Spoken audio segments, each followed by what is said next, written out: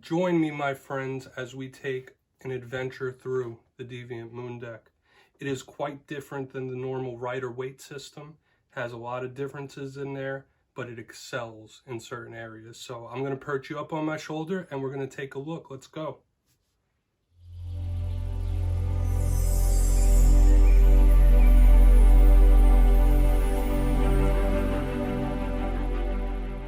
Alright, before we jump into the whole deck, I'd like to show you the packaging here. This is the standard deck. The nice Deviant Moon. It does have the borders, because there's a couple different types. You could get it borderless or with a border. And we see the Moon card right up front with the Magician on the back. You could already see that nice art form. Normally, I'm not a fan of insert books, but this one tells you about the little twists in the symbolism. They do also sell a companion book separately, which I heard is really good. So you might want to check that out. And here is the design on the back. You see all the crescent moons. Looks really good. Nice and dark. Right, so let's get into the Major Arcana now, my friends. Okay, here we have the first 12 of the Major Arcana, from the Fool all the way through Justice. And the first thing that's going to attract your attention here is the stark contrast in the symbolism from the Rider-Waite to this.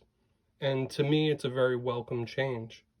It's a little dark, and what I always say is that this deck pulls on the strings of your subconscious mind.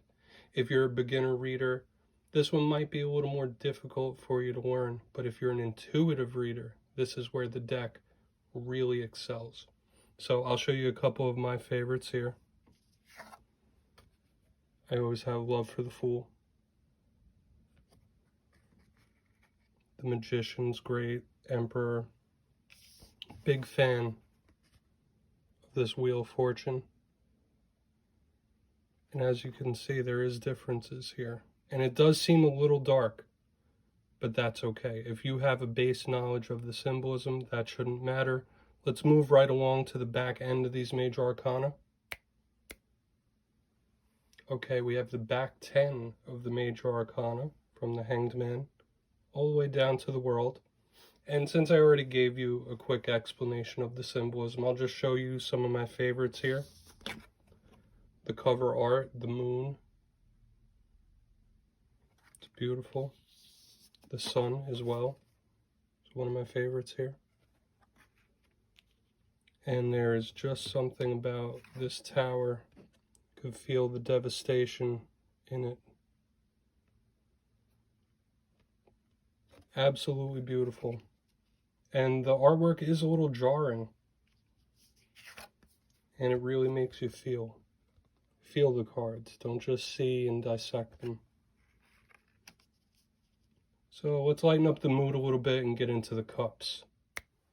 The Suit of Cups, laid out from Ace to 10. This is where you're really going to start noticing some of the differences between this deck and the classic Rider-Waite system. What do we know about the Suit of Cups? It's very emotional, just like water is. The flowing undercurrents of emotion. And I feel like even with positive cards in this deck, there are some little underlying negativities. It's all for you to discern while you're doing the reading.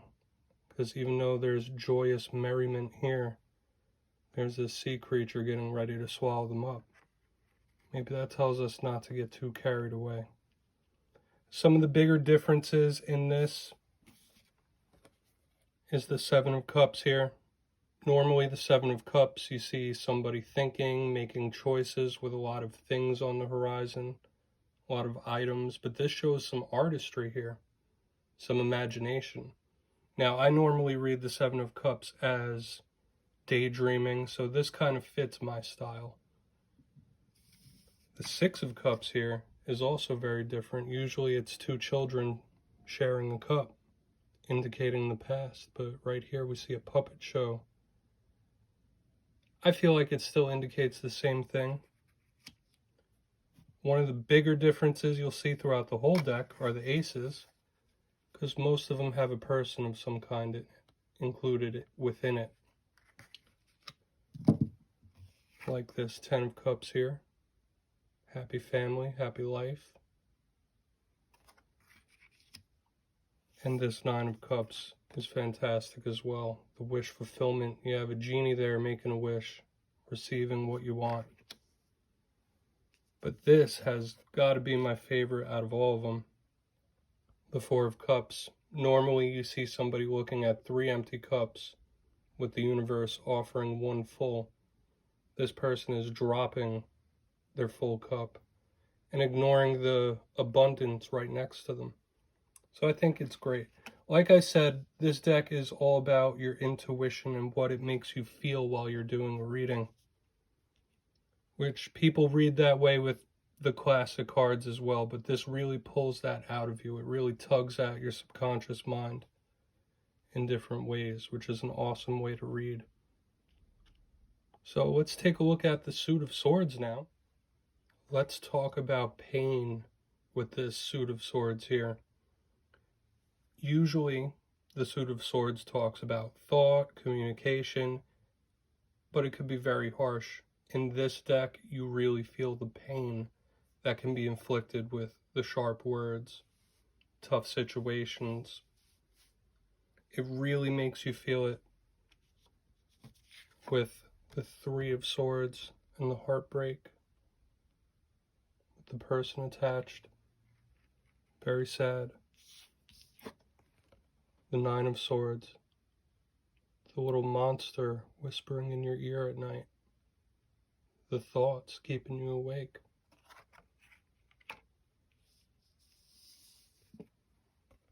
The pain of the 10 of Swords, the ending or being backstabbed, it really makes you feel it. This does differ in some places. The 8 of Swords, I always view it as self-harm in some type of way, so it really hits the mark here for me and my style. You have the 2 of Swords with the confusion, not being able to make a choice. The 7 is a little different, right? Usually it's a sneak, a thief.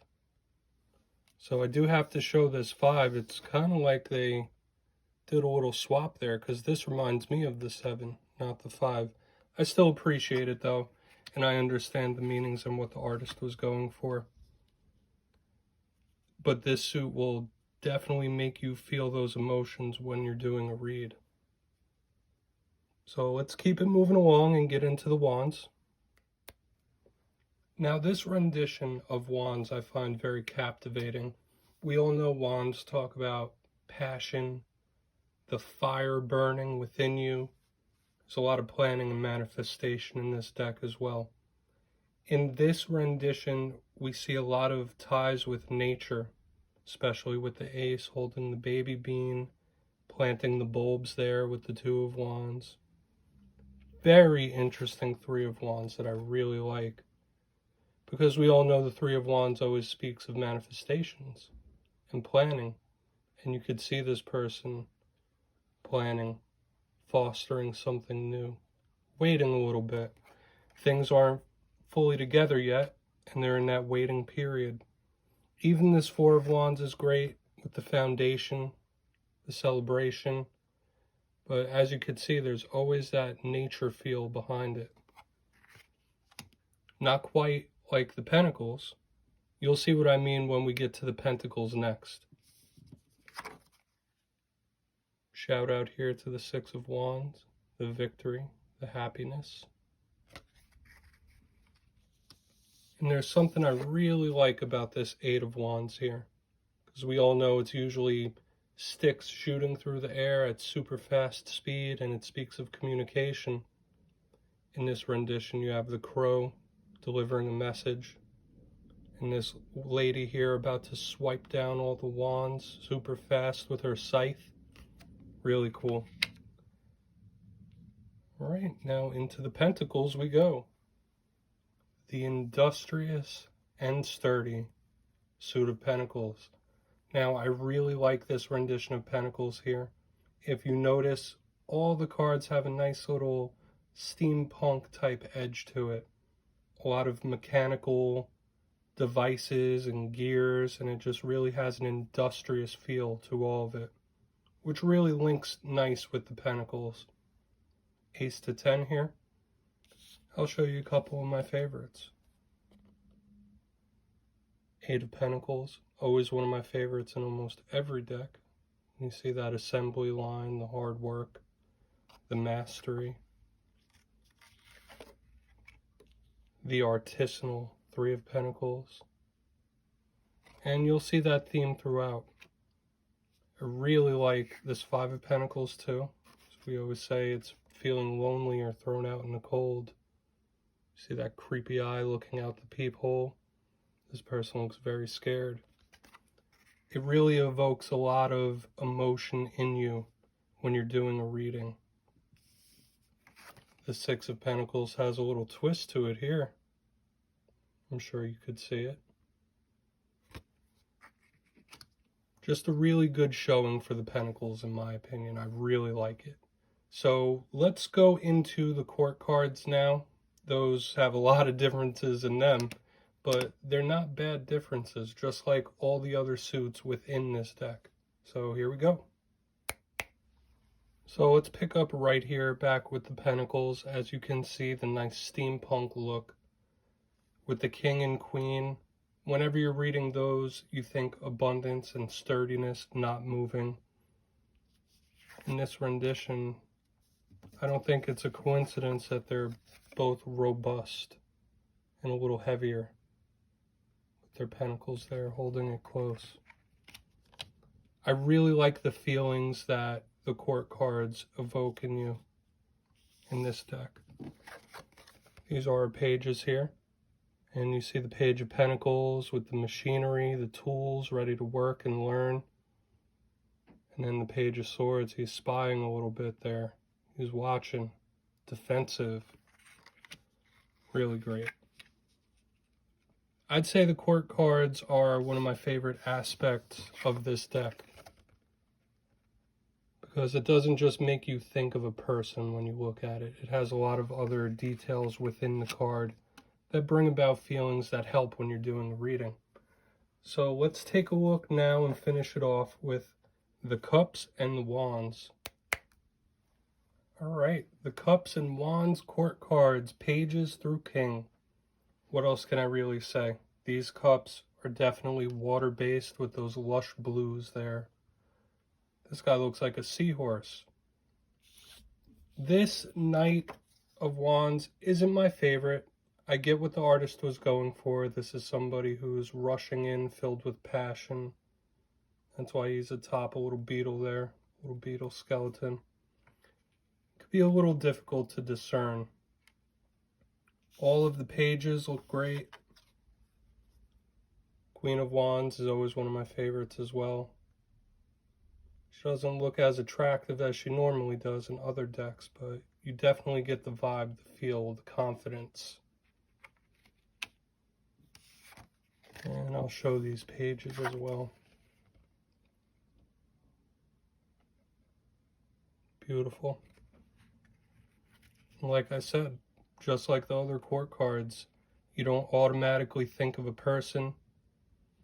You feel the other details when you're doing the reading. So my final thoughts on this deck, it's not the most beginner friendly out of all of them. But if you are an intuitive reader and you like going with your gut and your intuition, this deck will be perfect for you. So my friends, thank you for watching this deck review and walkthrough with me. I love doing these and telling you my thoughts. So I hope you appreciate it. And I will see you next time. Much love, my friends. And you have a beautiful day.